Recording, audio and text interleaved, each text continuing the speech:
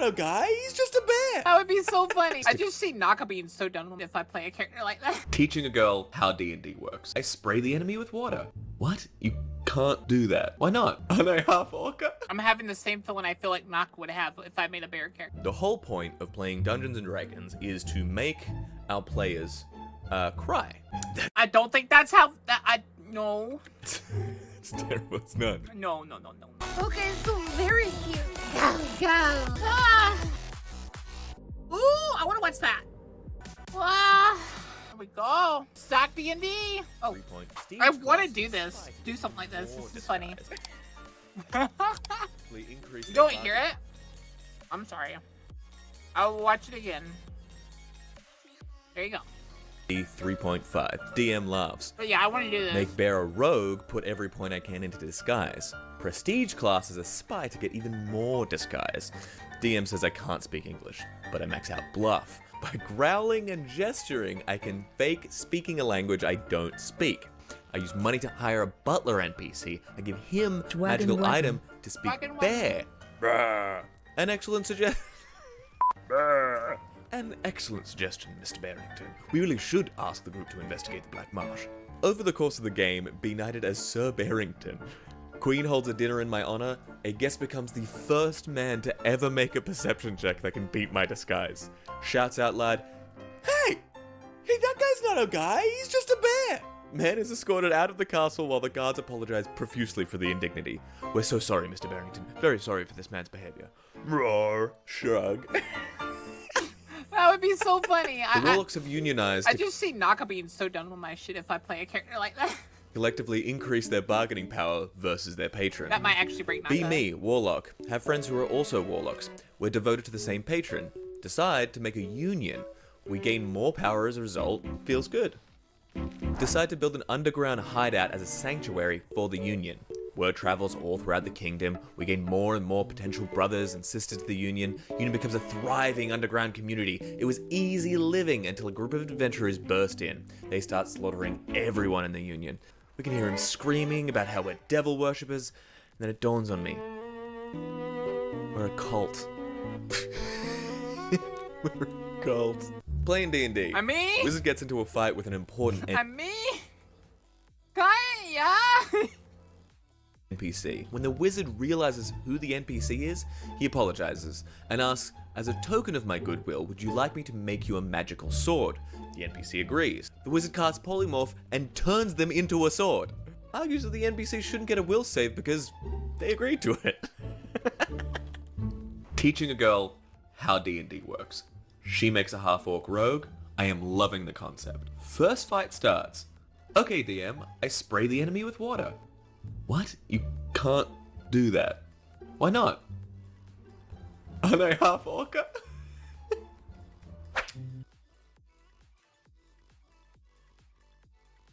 I'm having the same feeling I feel like Naka would have if I made a bear character. I told them there was a flask full of deadly poison on a shelf. They laughed and asked how they knew it was poison. And I said, oh right, never mind then. Just a flask. And one of them went and drank it. Your party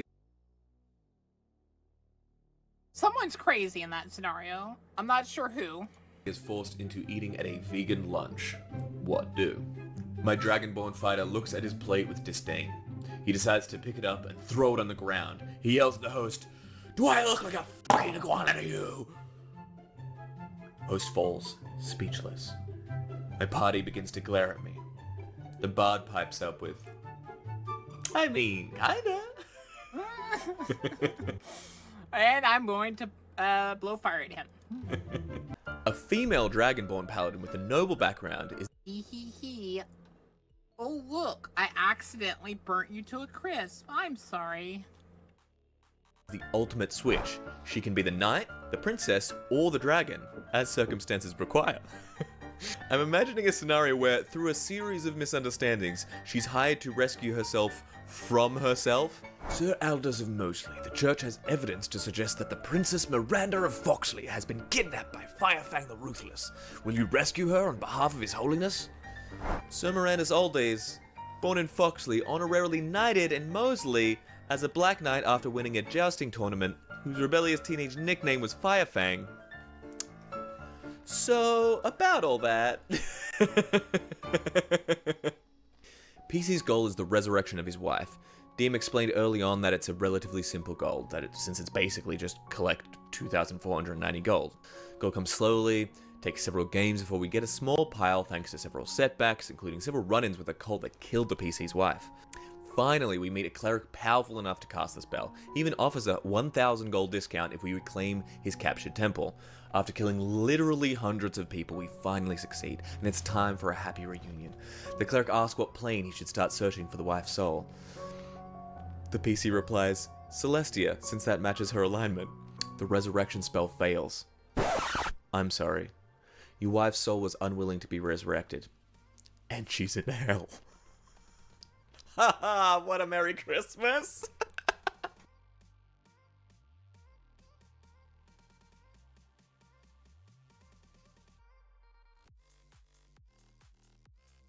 Let's go! Many years ago, back when we were all still playing D&D, I ran a game where I pitted two groups against each other. Several members of Group 1 came up with the idea of luring Group 2 into a trap. You remember the Hand of Vecna and the Eye of Vecna that were artifacts in the old D&D world, where if you cut off your hand or your eye and replaced it with the Hand of Vecna, you'd get awesome new powers. Well, Group 1 thought up the Head of Vecna. Group 1 spread rumors all over the countryside, even paying bards to spread the word about this artifact rumored to exist nearby.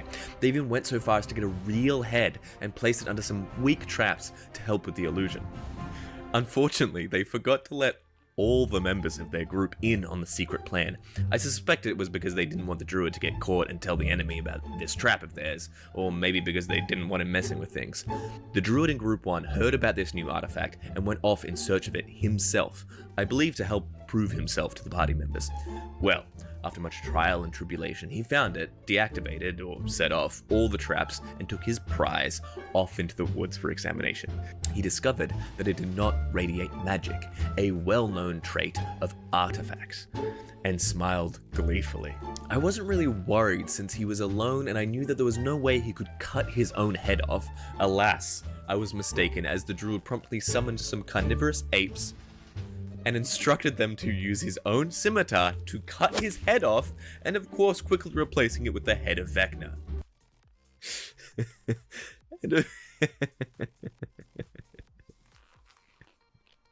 It's so dumb.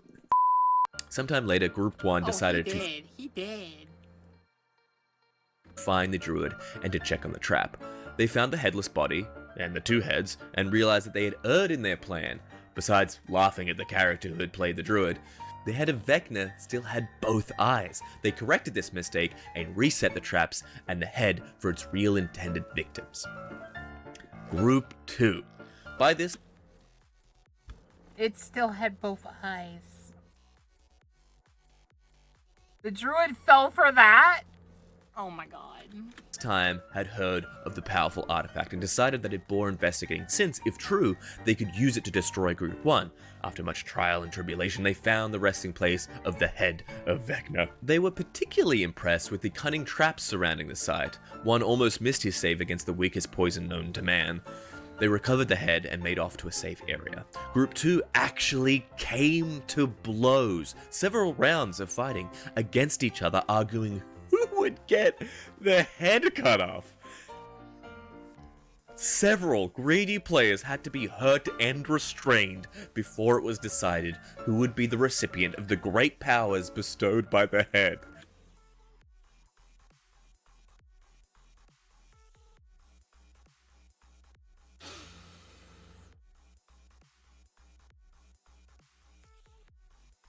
I'm trying to think of how dumb these people are. The magician was selected, and one of them promptly cut his head off. As the player was lifting the head of Vecna to emplace it on its new body, another argument broke out, and they spent several minutes shouting and yelling. Then, finally, they put the head onto the character.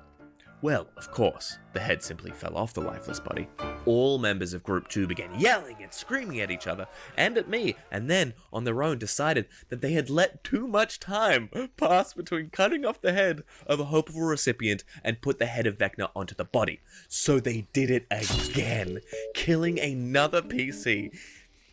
In closing, it should be said that I never even cracked a smile as this was going on. After the second PC was slaughtered, I had to give in. My side was hurting. And Group 2 blamed me for all that. So, let that be a warning to you. Don't let your head get cut off unless you really know what you're doing.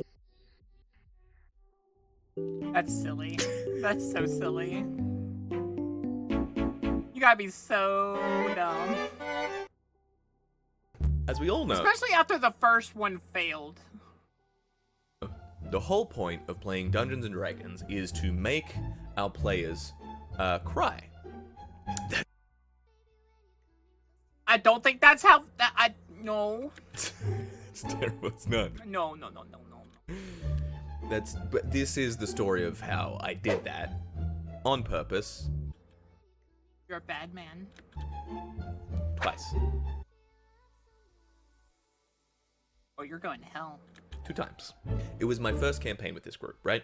So the important characters for this story are Atticus Airy, our cleric, and Acorn, our warforged druid. This campaign kicks off with the party crash landing a cruise. Wait, warforged druid? Eh? I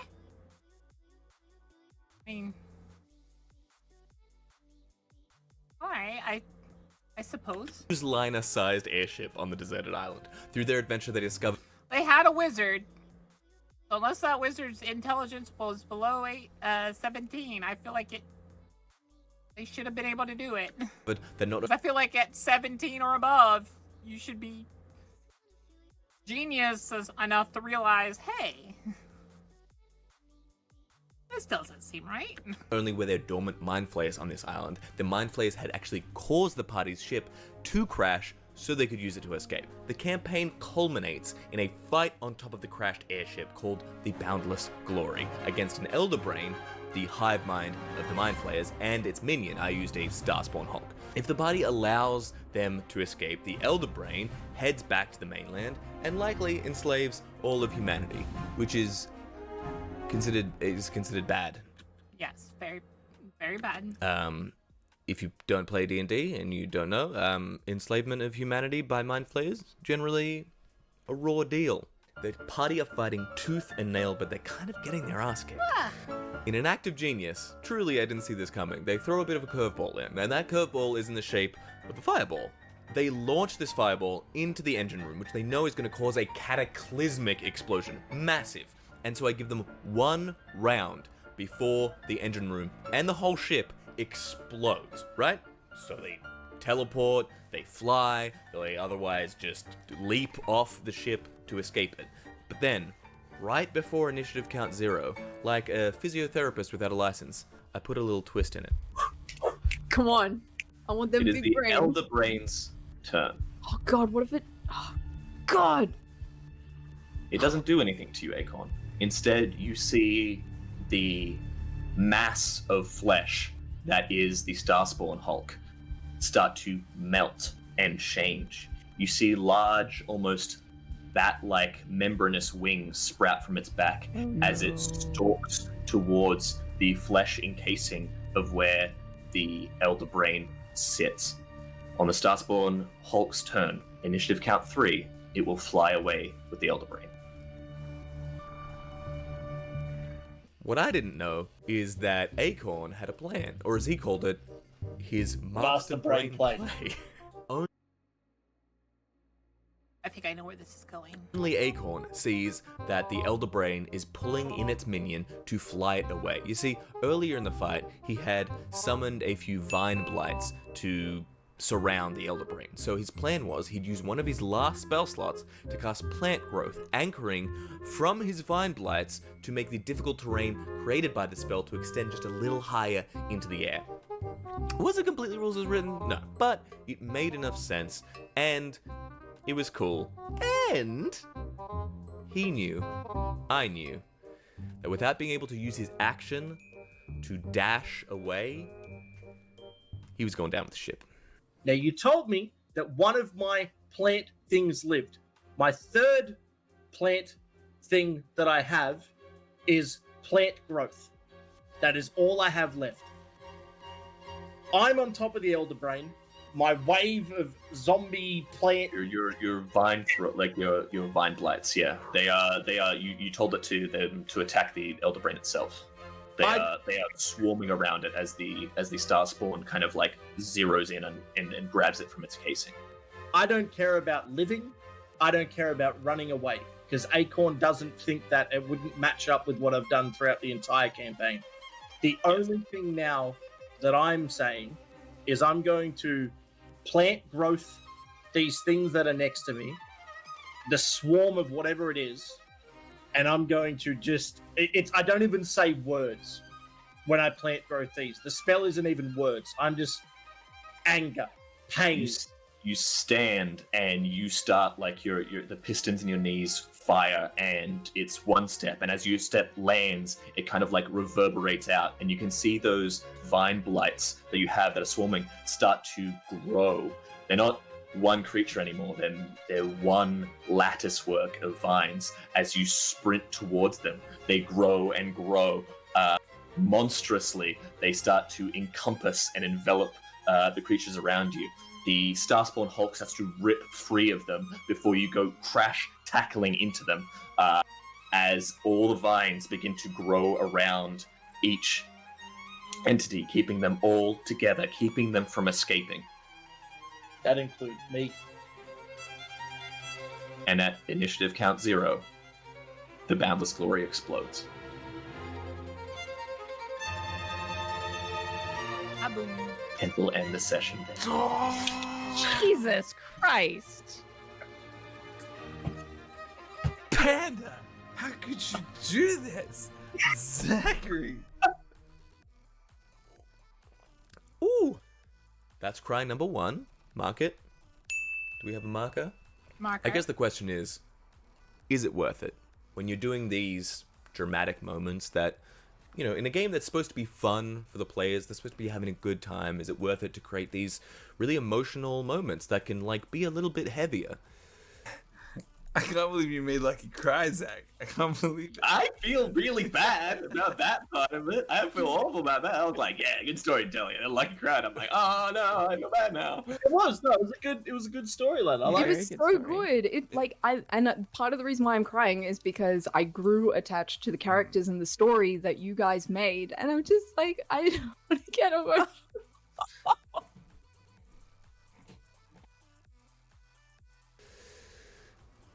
I guess the question is, would I do it again? And the answer is absolutely. Every time I would do it again. Cry number 2, baby. That's right. Mark it on the board.